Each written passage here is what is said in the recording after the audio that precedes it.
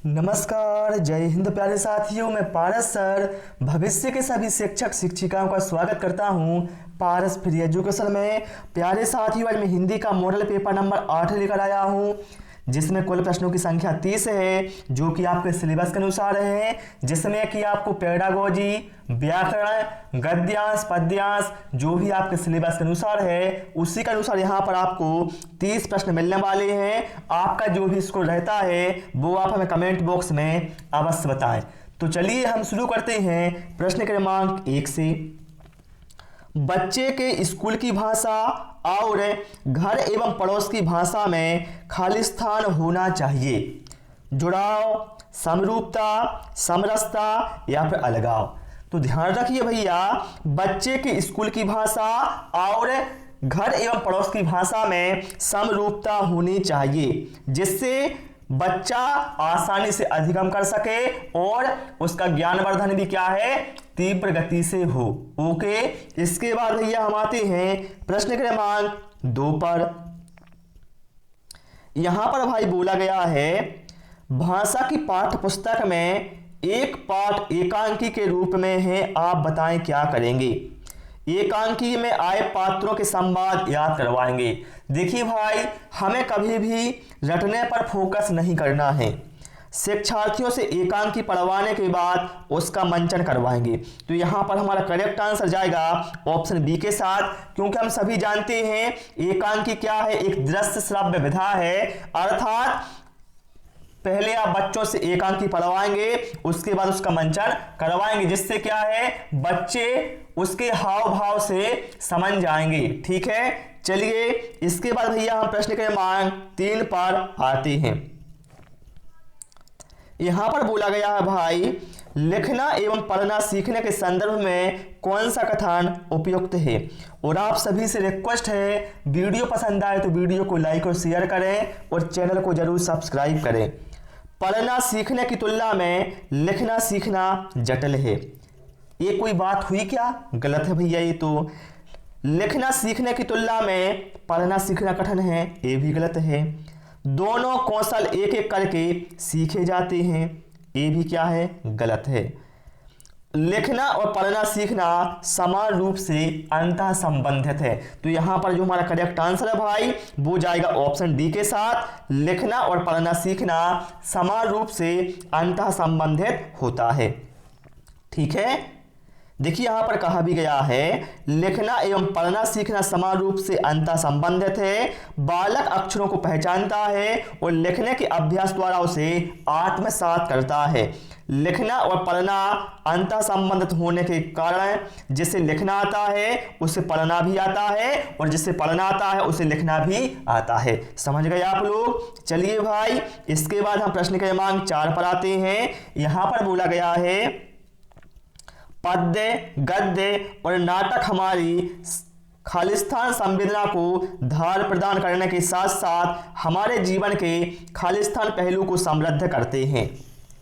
तो देखिए भाई, यहाँ पर आप देखें, पद्य, गद्य और नाटक, तो भैया बताइए ये हमारी संवेदना को कैसा आधार प्रदान करते हैं।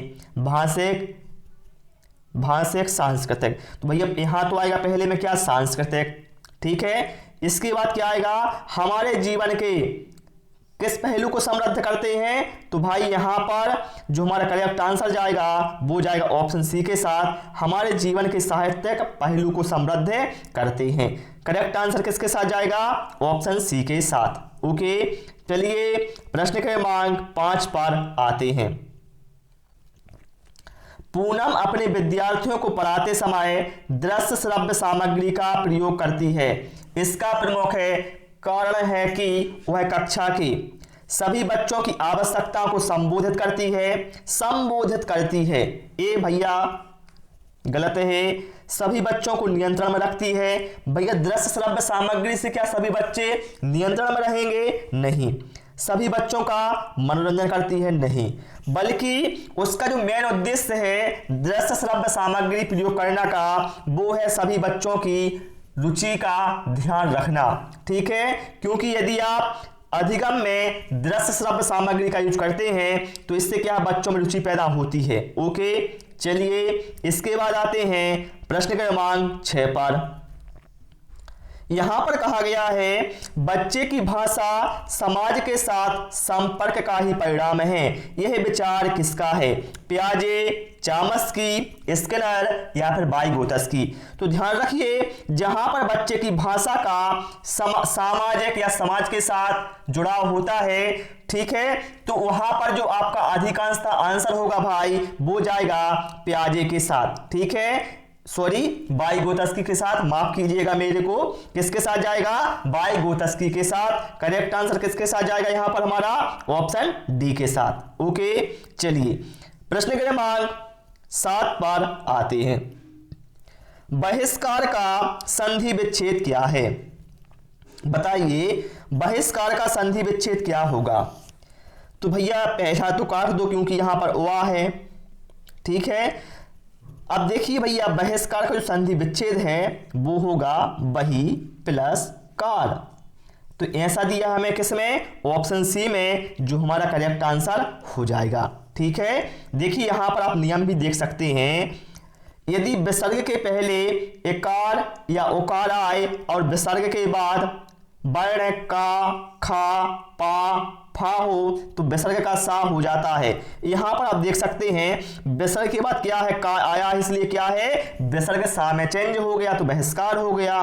ठीक है, इसमें संधि कौन सी होगी भाई? विसर्ग संधि, ये भी आप ध्यान रखिएगा। चलिए, अलंकार में किस उपसर्ग का प्रयोग हुआ है? अलंकार में बताइए किस शब्द का, सॉरी किस उपसर्ग का प्रयोग हुआ है?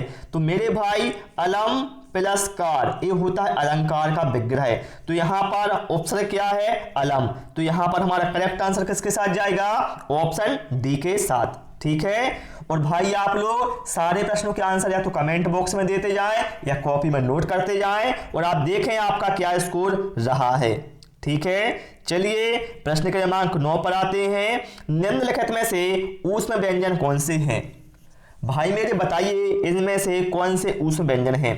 तो यहां पर आप लोग ध्यान रखना, तीनों सा, कौन से?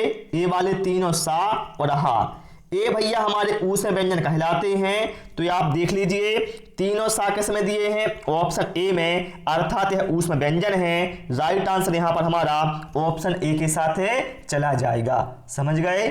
चलिए भाई प्रश्न क्रमांक 10 पर आते हैं। यहां पर कहा गया है भाई, जब छात्र शिक्षक की भाषा का अनुकरण करे तो उसे क्या कहा जाता है? प्रयत्न का सिद्धांत, अनुकरण का सिद्धांत, क्रियाशीलता का सिद्धांत या फिर अभ्यास का सिद्धांत। तो देखिए भाई यहां पर हो क्या रहा है? छात्र शिक्षक की भाषा का अनुकरण कर रहा है, तो यहां पर क्या होगा? अनुकरण का सिद्धांत होगा। राइट आंसर यहां पर जाएगा हमारा ऑप्शन बी के साथ। ठीक है, चलिए प्रश्न क्रमांक 11 पर आते हैं। क्या बोला गया है यहां पर? भाषा सीखने सिखाने में आप किसे सबसे अधिक महत्वपूर्ण मानते हैं? संज्ञानात्मक विकास को, सामाजिक अंतःक्रिया को, दृश्य श्रव्य सामग्री या फिर बाल साहित्य? तो ध्यान रखना भैया, भाषा सीखने सिखाने में जो सबसे अधिक महत्वपूर्ण है वो है सामाजिक अंतःक्रिया। ऐसी बात नहीं भैया, ये भी महत्वपूर्ण होते हैं, लेकिन सबसे अधिक महत्वपूर्ण की यहां पर बात की गई है तो भैया वो होता है सामाजिक अंतःक्रिया। ओके, इसके बाद भैया हम आते हैं प्रश्न क्रमांक 12 पर। ओके, चलिए क्या कहा गया यहां पर देख लेते हैं।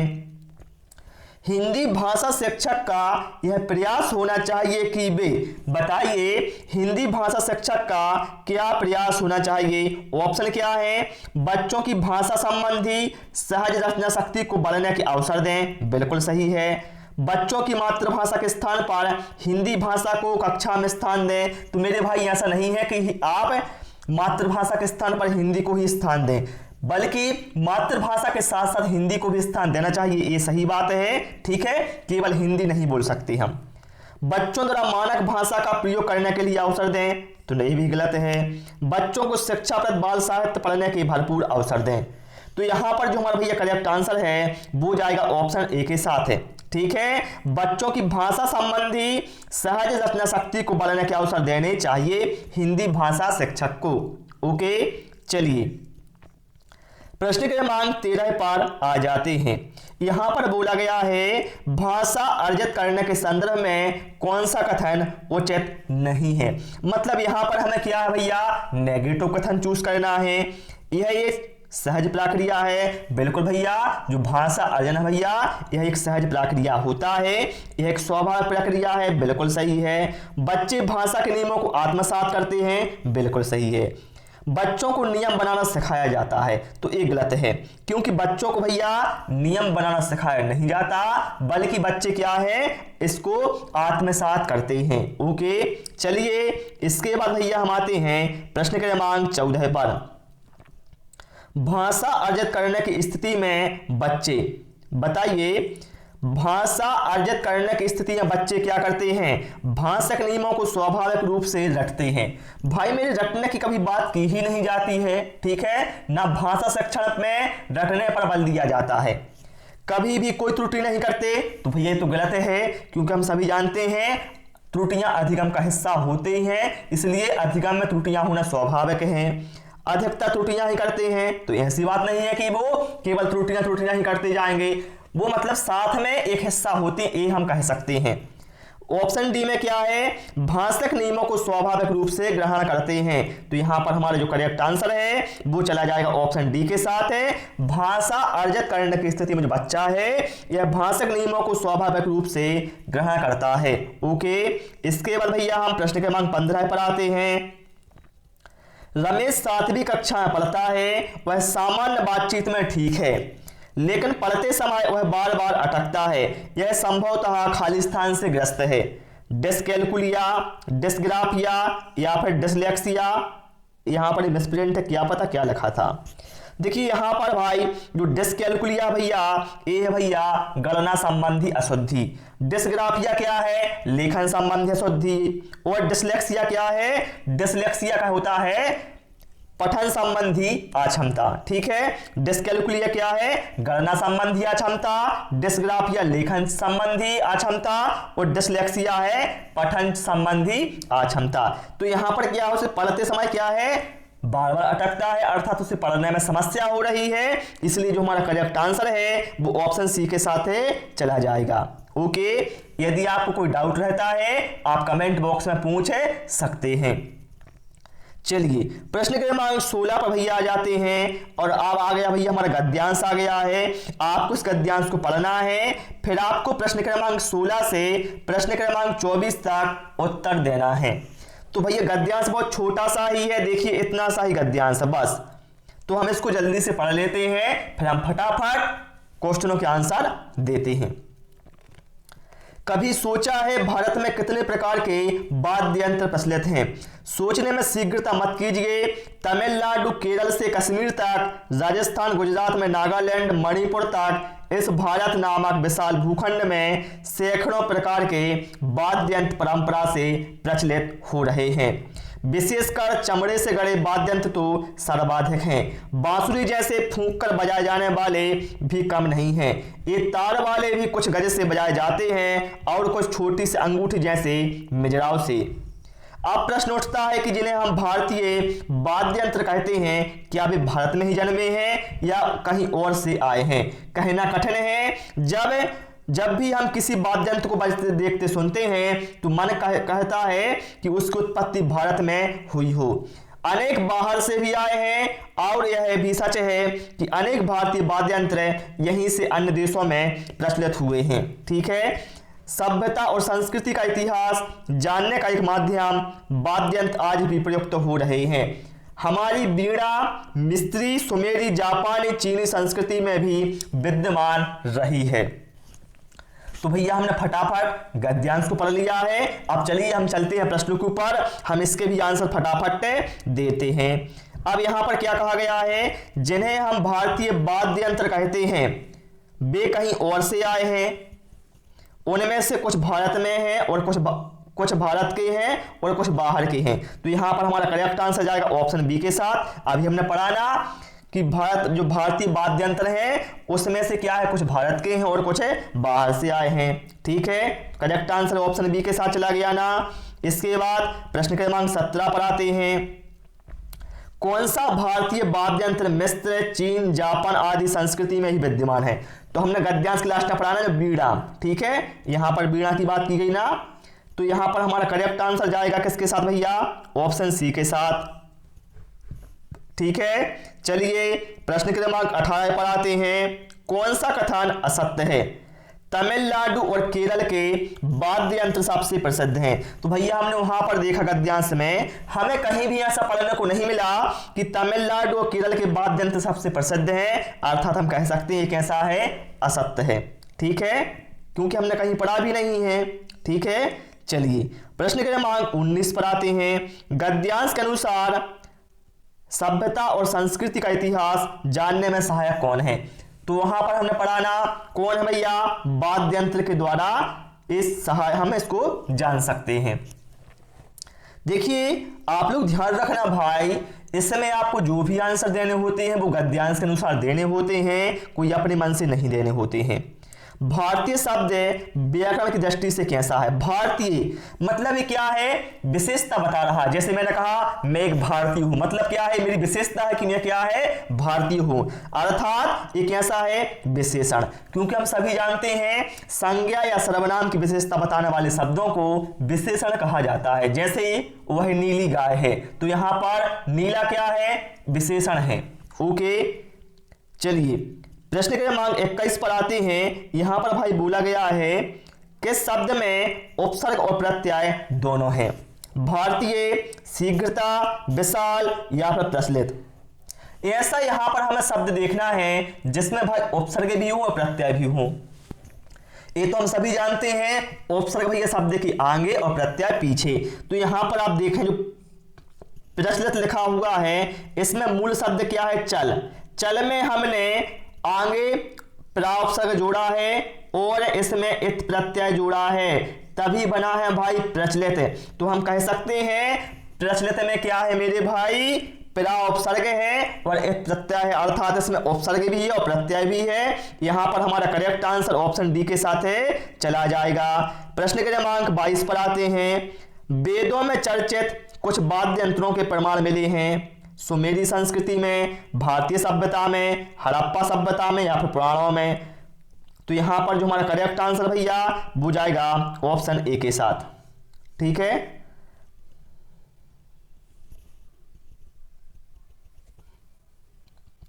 सॉरी माफ कीजिएगा, मेरे को यहां पर एक गलत लिखा हुआ है, ठीक है, क्योंकि हमने वहां पढ़ा ना भारतीय, यहां पर हड़प्पा सभ्यता की भैया बात ही नहीं हुई, भारतीय सभ्यता की बात हुई है, ठीक है। ऑप्शन डी यहां पर हमारा करेक्ट आंसर होगा, ओके। हड़प्पा सभ्यता की यहां पर कहीं बात हुई भी नहीं, आप देख भी सकते हैं, क्योंकि यार है ना, देखिए कहां पर है, कहीं हड़प्पा सभ्यता की बात कहीं पर की गई थी क्या? नहीं भाई, यहां पर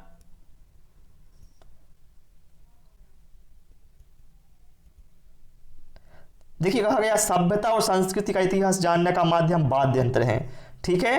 तो हड़प्पा सभ्यता की भैया कहीं पर बात की नहीं की गई थी, इसलिए यहां पर जो हमारा करेक्ट आंसर है आप समझ सकते हैं भारतीय सभ्यता में ही होगा, ठीक है।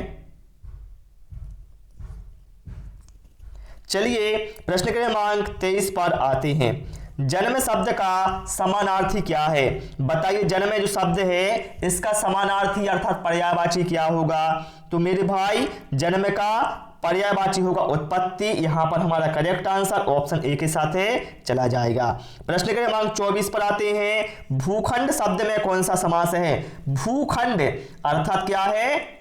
भूमि का एक खंड है, उसको ही तो बोला जाएगा भूखंड, अर्थात यहां पर क्या होगा मेरे भाई? तत्पुरुष समास हो जाएगा, ठीक है, जिसमें क्या होता है तत्पुरुष समास में दूसरा पद प्रधान होता है, ओके। चलिए भाई इसके बाद आते हैं हम प्रश्न क्रमांक 25 पर।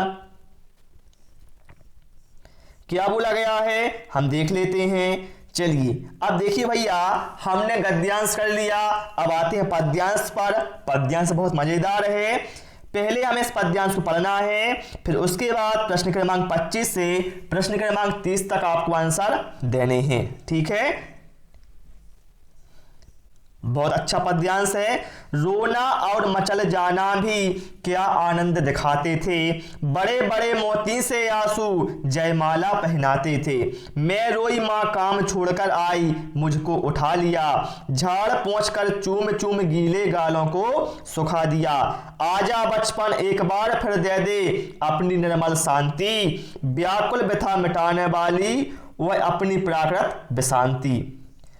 वह भोली सी मधुर सरलता, वह प्यारा जीवन निष्पाप, क्या फिर आकर मिटा सकेगा तू मेरे मन का संताप। मैं बचपन को बुला रही थी, बोल उठी बिटिया मेरी, नंदन बंसी फूल उठी वह छोटी सी कुटिया मेरी। तो देखिए हमने गद्यांश को पद्यांश को पढ़ लिया है, जिसमें भैया हमारे बचपन की यादों की बात की गई है, आप सभी ने इसको देखा है। ठीक है, अब चलिए हम इसको यहाँ पर आते हैं प्रश्न क्रमांक 25 पर। बचपन शब्द क्या है, बताइए बचपन क्या है मेरे भाई। तो यहां पर जो हमारा करेक्ट आंसर भाई वो जाएगा ऑप्शन ए के साथ। सॉरी माफ कीजिएगा मेरे को, बचपन शब्द यहां पर होगा संज्ञा। क्यों होगा, क्योंकि बचपन भैया एक भाववाचक संज्ञा होगा। यहां पर हमारा करेक्ट आंसर ऑप्शन डी के साथ जाएगा। इसकी मैं आपको व्याख्या भी बता देता हूं। देखिए बचपन संज्ञा शब्द है, यह भाववाचक संज्ञा है। ठीक है, जिस संज्ञा शब्द से व्यक्ति या वस्तु के गुण या धर्म अथवा अवस्था का बोध होता है उसे भाववाचक संज्ञा कहा जाता है। जैसे यहाँ पर बचपन क्या है, एक अवस्था है, अर्थात यह भाववाचक संज्ञा होगी। ओके, इसके बाद प्रश्न क्रमांक 26 पर आते हैं। नंदन बंसी फूल उठी यह छोटी सी कुटिया मेरी, इसका भाव बताइए क्या है। कुटिया सुंदर हो गई, नहीं। छोटी कुटिया बड़ी हो गई, कुटिया में शांति छा गई, नहीं। नंदन बंसी फूल उठी कुटिया मेरी, इसका अर्थ है कुटिया में आनंद उमड़ पड़ा। राइट आंसर यहां पर हमारा ऑप्शन बी के साथ है, चला जाएगा। चलिए प्रश्न क्रमांक 27 पर आते हैं। आज बीच में कुछ क्वेश्चन में डिस्टर्ब हो गया, उसके लिए मैं माफी चाहता हूं। ठीक है, मिटा सकेगा तू मेरे मन संताप, उक्त पंक्ति में तू किसे कहा गया है। आपको इसका आंसर भैया हमें कमेंट बॉक्स में देना है कि बताइए मिटा सकेगा तू मेरे मन संताप, उक्त पंक्ति में बताइए किसे कहा गया है, तू किसे कहा गया है। तो मेरे भाई मैं इसका आंसर बता ही देता हूं, तू कहा गया है बचपन को। ओके, चलिए प्रश्न क्रमांक 28 पर आते हैं। कवियत्री अपने बचपन को क्यों बुलाना चाहती है, अपनी बिटिया की याद में, नहीं। बचपन की खेलों की याद में, अपनी मां की याद में, या फिर बचपन की आनंद की याद में। तो भाई कवियत्री अपने बचपन को इसलिए बुलाना चाहती है बचपन के आनंद की याद में। बिल्कुल सही बात है भाई, जब हम छोटे थे तब क्या आनंद रहता था। ठीक है, चलिए प्रश्न क्रमांक 29 पर भैया आ जाते हैं। यहां पर कहा गया है बच्चों की आंखों में निकलते आंसुओं को देखकर क्या अनुभूति होती है। तो उसमें पढ़ा ना हमने कि जब माँ आती थी क्या था, वो हमारे गीले गीले गालों को वो सुखा देती थी। अर्थात क्या होता था, आंसुओं को, बच्चों की आंखों से निकलते हुए आंसुओं को देखकर अनुभूति होती थी। किसकी की होती थी, प्यार की। यहां पर हमारा करेक्ट आंसर जाएगा ऑप्शन सी के साथ, मतलब बच्चों पर प्यार आ जाता था और मां क्या करती थी, बच्चे को ले लेती थी। इसके बाद प्रश्न क्रमांक 30 पर आते हैं। व्याकुल व्यथा मिटाने वाली में प्रयुक्त अलंकार बताइए कौन सा है। ये तो बहुत आसान है, यहां पर आप देखें इस वाक्य की कितनी आवृत्ति हो रही है और यहाँ का है चमत्कार भी हो रहा है इससे, अर्थात यहाँ पर अनुप्रास अलंकार हो जाएगा। ठीक है प्यारे साथियों, आज इस प्रैक्टिस सेट में इतना ही। उम्मीद है आपको प्रैक्टिस सेट पसंद आया होगा। ठीक है, प्रैक्टिस सेट भैया पसंद आया हो सभी से रिक्वेस्ट है वीडियो को लाइक और शेयर करें, चैनल को सब्सक्राइब करें। Thanks for watching this video.